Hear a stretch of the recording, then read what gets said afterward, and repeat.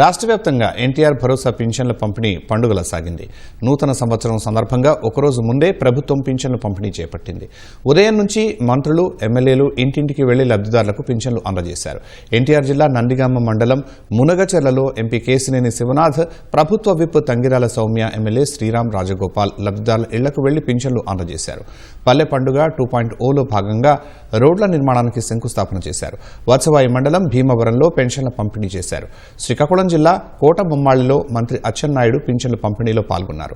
YCP హయాంలో పింఛన్లు కోల్పోయిన 9 మందికి కోర్టు ఆదేశాలతో 18 లక్షల రూపాయలను అందజేశారు. విజయనగరం జిల్లా గంట్యాడ మండలం బోనంగిలో మంత్రి కొండపల్లి శ్రీనివాస్ పింఛన్లు పంపిణీ చేశారు. పీఎంఈజీపీ స్కీమ్ కింద 22 మందికి 1,07,00,000 రూపాయల ఆస్తులను పంపిణీ చేశారు. అనంతరం విజయనగరం జిల్లా పెన్షన్ల పంపిణీ వివరాలను విడుదల చేశారు. సత్యసాయి జిల్లా పరిగి మండలం మోర గ్రామంలో మంత్రి సవిత సామాజిక పింఛన్లు ఇంటింటికి వెళ్లి పంపిణీ చేశారు.